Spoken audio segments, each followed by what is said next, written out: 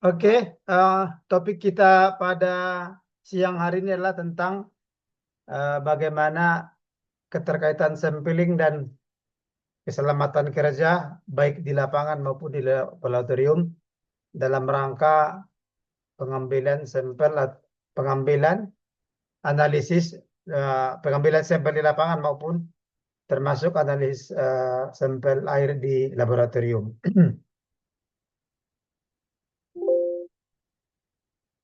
Eh, yang pertama, bahwa kegiatan pemantauan kualitas air dimulai dari proses sampling yang benar, itu yang jelas. Dengan cara, metode sampling yang benar, kita akan mendapatkan data atau sampel air yang benar, dan dengan uji yang benar kita akan mendapatkan hasil yang tentunya benar. Kesalahan pada tahap sampling akan menyebabkan hasil analisis laboratorium tidak representatif meskipun analisis dilakukan dengan metode yang tepat. Ya, ini adalah salah satu dan merupakan langkah pertama di awal untuk mendapatkan sampel dan hasil yang tentunya baik. Selain itu, kegiatan lapangan dan laboratorium tentunya memiliki risiko kecelakaan, ya, sehingga perlu penerapan ketiga yang sering disebut dengan keselamatan dan kesehatan kerja. Jadi ketiga ini, keselamatan dan kesehatan kerja, menjadi bagian penting dalam proses pembelajaran sebelum kita melakukan sampling, sebelum kita melakukan sampling di lapangan, sebelum kita melakukan uji di laboratorium.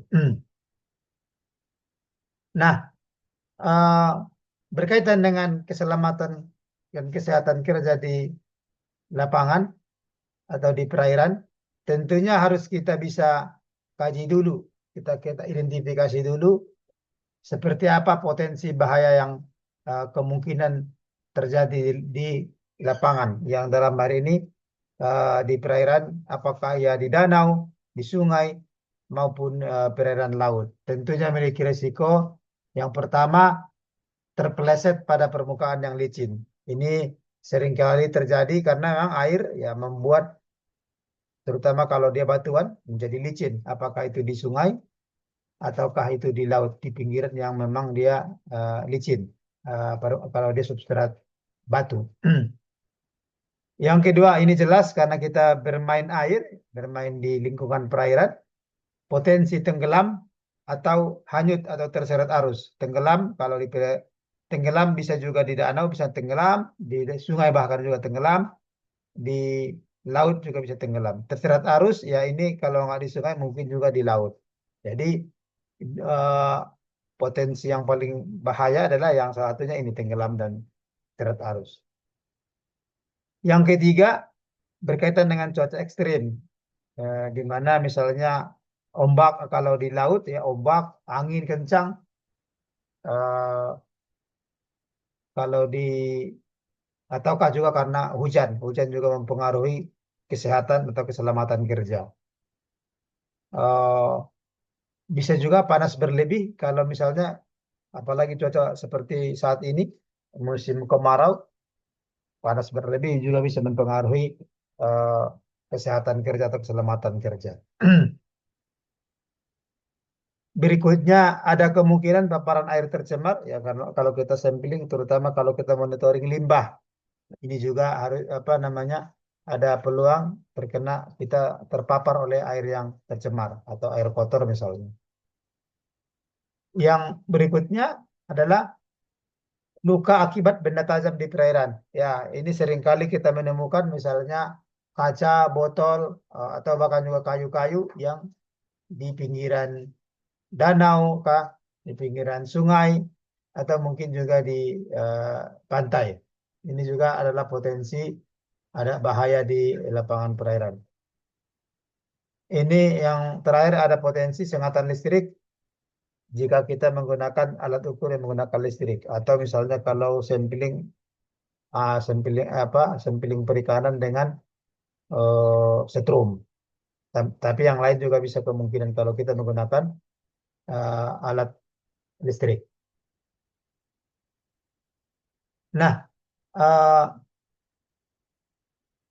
oleh karena itu untuk mengurangi tadi ini potensi ini, ya tentunya kita perlu eh, mengurangi atau menghindari potensi ini. eh, Risiko tadi tentunya kita perlu adanya eh, perencanaan yang matang. Jadi prinsip keselamatan kesehatan kerja di lapangan yang pertama tentunya perlu perencanaan sebelum berangkat. Eh, Misalnya apa yang harus kita lakukan? Yang pertama adalah identifikasi lokasi. Kita harus tahu lokasi medan yang kita mau tuju. Misalnya kalau kita di laut, berarti apakah di pantai, pantai kapal, pantai berpasir, pantai berbatu, lumpur misalnya, ataukah di estuari, ataukah di tengah lautan. Jadi kita harus harus bisa identifikasi, karena kita bisa juga nanti membuat eh, kondisi atau melakukan hal-hal yang nanti kira-kira menimbulkan potensi tadi risiko keselamatan kerja. Misalnya juga kalau di sungai, titik lokasi kita apakah misalnya berarus kuat, sedang, ataukah misalnya rendah, atau misalnya tebing ataukah tidak. Ini juga harus kita pahami karena juga ini berkaitan dengan eh, kondisi di lapangan. Supaya kita juga bisa mengantisipasi kemungkinan yang terjadi dan persiapan apa yang harus kita bawa misalnya. Yang kedua, kita harus selalu memeriksa kondisi cuaca. Jadi kita jangan memaksakan mengambil sampel atau mengambil data di lapangan pada kondisi cuaca yang tidak memungkinkan. Contoh, kita memaksakan di laut pada musim yang memang musim berangin atau musim ombak. Sekuat apapun kapal, misalnya kapal besar, kalau memang pada kondisi ombak yang tinggi, ya akan berisiko juga untuk tenggelam dan seterusnya. Se- Sesehat apapun kita, kalau kita misalnya melakukan eh, sampling pada kondisi yang cuaca yang buruk, kita tidak tidak akan juga nyaman. Jadi perlu melihat kondisi cuaca. Apalagi saat ini kan sudah cukup canggih, sudah ada di smartphone kita, sudah ada perkiraan cuaca yang bisa kita pantau real time, misalnya per jam. Juga pas di lapangan juga tentunya kita harus harus pantau. Misalnya ini kalau di sungai tiba-tiba air bah, ini kan sangat berbahaya.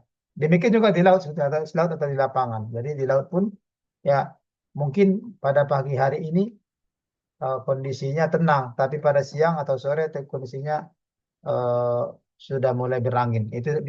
Sebetulnya saat ini sudah bisa kita prediksi dari perakiraan cuaca yang ada di smartphone kita. Yang berikutnya adalah kita selalu harus memastikan semua peralatan yang kita gunakan dalam kondisi baik, apapun itu. Misalnya kalau kita di tengah laut atau tengah danau, kita menggunakan perahu. Perahunya harus memang dalam kondisi yang baik dan layak digunakan. Ya, pastikan perahunya atau kapalnya layak dan eh, kondisinya baik. Yang berikutnya juga kondisi baik di sini adalah kita harus memastikan bahwa ada eh, keselamatan kerja. Misalnya kalau di laut atau di danau tadi kita harus ada pelampung. Ya, pastikan selalu ada pelampung. Ya, jika memungkinkan ya selalu digunakan. Tapi kalau memang tidak di saat sampling boleh tidak mungkin karena kekenyaman boleh boleh saja. Tapi tetap di samping kita ada apa namanya pelampung. Tapi memang kalau tidak apalagi tidak pandai berenang selalu menggunakan pelampung. Yang berikutnya juga misalnya kalau alat di sini apakah alat kerja ya harus juga kita pastikan supaya ya tidak bolak-balik. Yang ke yang kondisi berikutnya adalah bahwa kita bekerja tidak sendiri ya. Minimal ada tim, minimal berdua. Jadi ada kawan yang kalau terjadi sesuatu bisa menyelamatkan atau paling tidak bisa meminta pertolongan ke luar. Dan kita harus aktif antar anggota, bukan yang eh, bahwa yang kita bawa itu yang tidak aktif atau tidak memahami atau bahkan jangan-jangan kita lagi marahan, tidak seperti itu.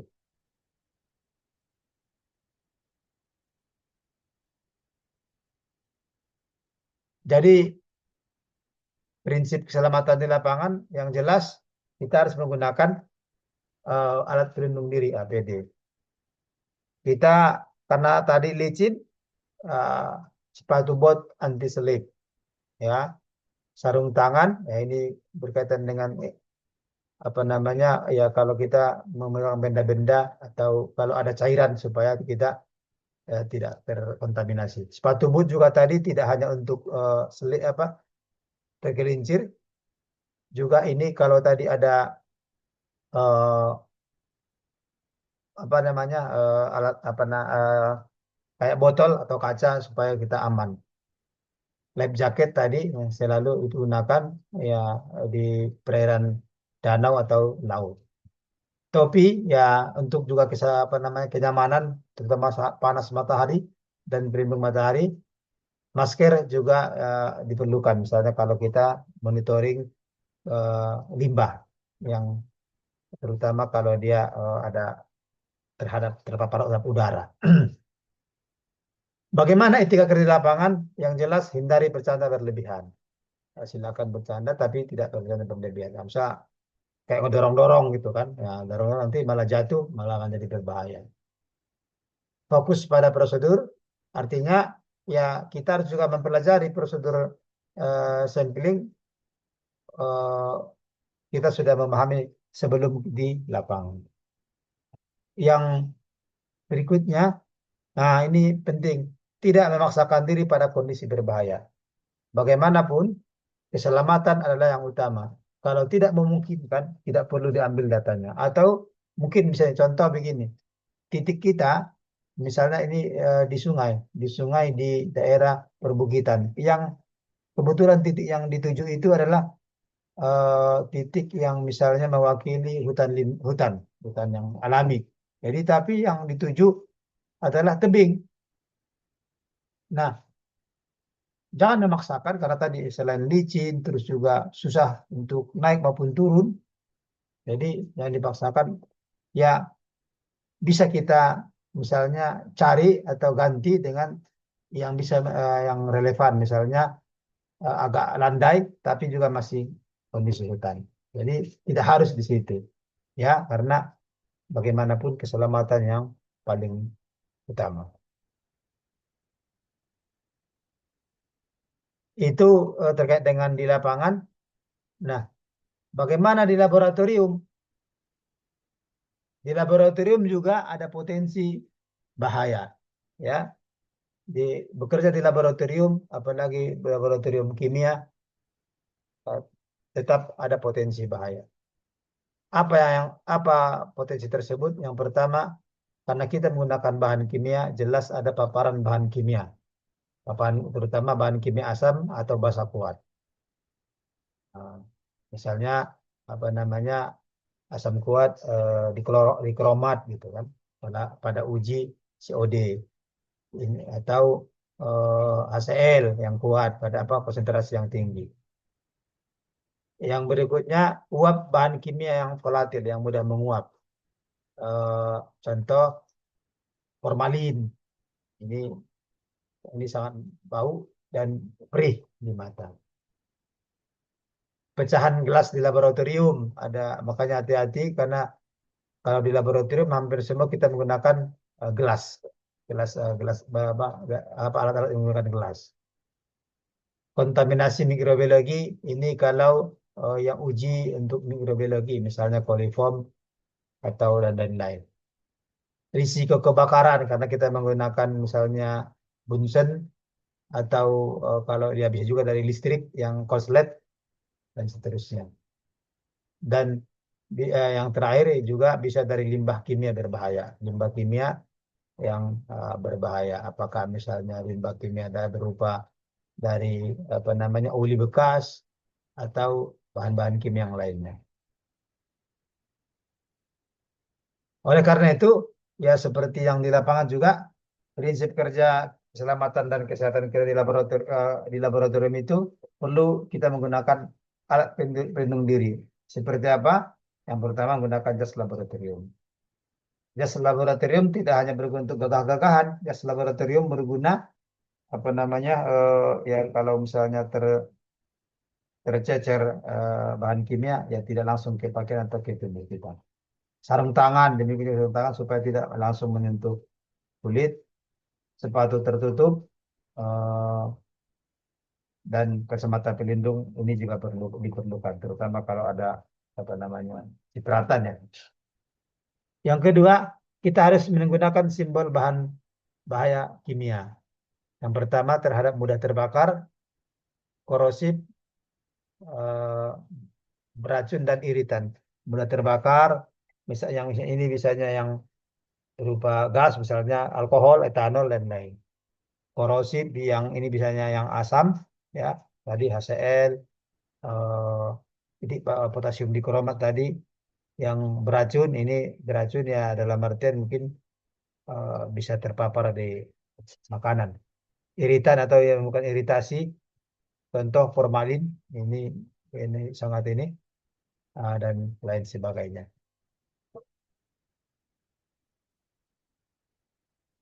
Jadi untuk itu ya prinsip ketiga di laboratorium yang pertama selalu kita menggunakan lemari asap untuk pencampuran bahan kimia terutama bahan kimia yang bahan volatil, bahan berbau menyengat dan zat yang menghasilkan gas berbahaya. Jadi ya lab harus dilengkapi dengan lemari asam untuk pencampuran bahan kimia yang ketiga jenis ini.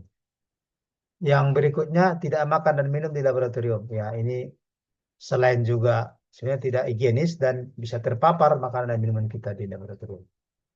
Yang berikutnya cuci tangan setelah praktikum ya. Setelah kegiatan-kegiatan di laboratorium ya, harus selalu cuci tangan dan menggunakan sabun cuci tangan dengan bersih karena ada peluang tangan kita terkontaminasi oleh bahan-bahan di laboratorium.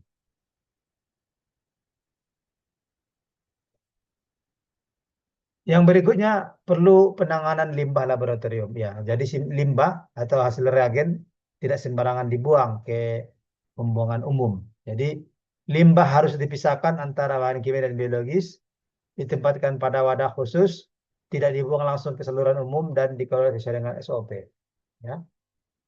Jadi seringkali kesalahan mahasiswa dan atau yang melakukan analisis uji di lab membuang sisa reagen ke wastafel.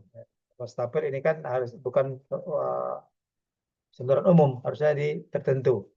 Tidak menutup kembali botol bahan kimia, ya ini selain berpeluang tumpah juga terkontaminasi udara atau mengkontaminasi udara. Ya, ada dua kemungkinan.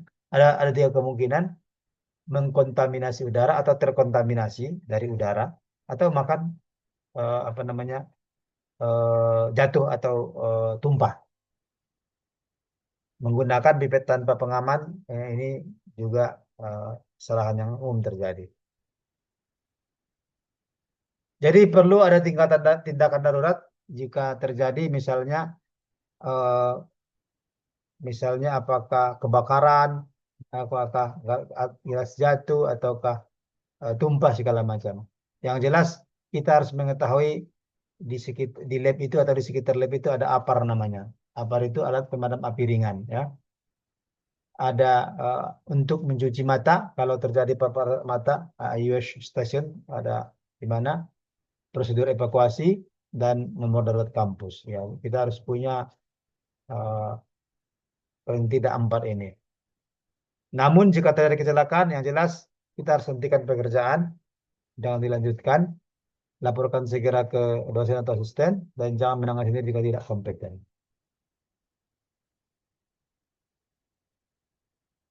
Nah, bagaimana hubungan K3 dengan kualitas data? Kan kita tadi berbicara ke keselamatan, keamanan, keselamatan kesehatan kerja di laboratorium dan di lapangan. Jadi ada hubungannya dengan kualitas data. Yang pertama bahwa K3 tidak hanya tentang keselamatan, tapi juga tentang kualitas hasil kerja. Artinya kalau kita memang terima terus aman, hasil yang kita buatkan tentunya bagus. Contoh sarung tangan kotor, ya ada peluang kontaminasi sampel. Botol tidak steril, hasil Polyform salah. Tidak menggunakan lemari asam, bersiko paparan uap berbahaya. Dan keselamatan dan ketelitian tentunya berjalan beriringan. Sebagai penutup, bahwa eh, keselamatan kerja adalah prioritas utama. Setiap prosedur harus mengikuti SOP. Ketiga, mencerminkan profesionalisme ya kita, sehingga mahasiswa yang kompeten bukan hanya mampu menguji kualitas air, tetapi juga bekerja dengan aman dan bertanggung jawab.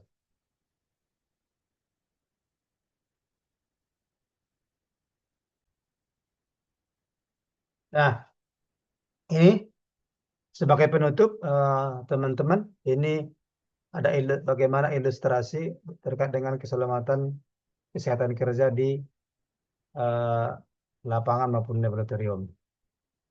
Apa yang ada? Jadi kalau ini ilustrasi kita ada suara topi, sarung tangan, menggunakan life jacket, pelampung, sepatu bot, terus ya kita harus menghindari licin dan arus deras, air yang tercemar maupun cuaca ekstrim.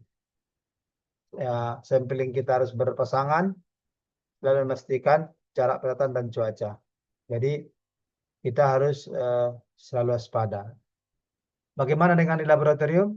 Ya, ada jas lab, memungkinkan juga jas lab, sarung tangan, masker, termasuk juga kacamata bila diperlukan. Eh, jadi kita harus menghindari ini APD ya. Ini kita harus menghindari bahan berbahaya. Ini seringkali ini simbol-simbol bahan berbahaya nih. Ini gambar tengkorak kan, bahan berbahaya. Cahan kaca, tidak boleh makan dan minum. Dan kita harus menggunakan lemari asam pada pencampuran bahan-bahan kimia yang apakah asam kuat atau basa kuat. Dan kita harus membuang limbah sesuai dengan SOP. Mungkin itu teman-teman, sampai sini ada yang mau didiskusikan, silakan.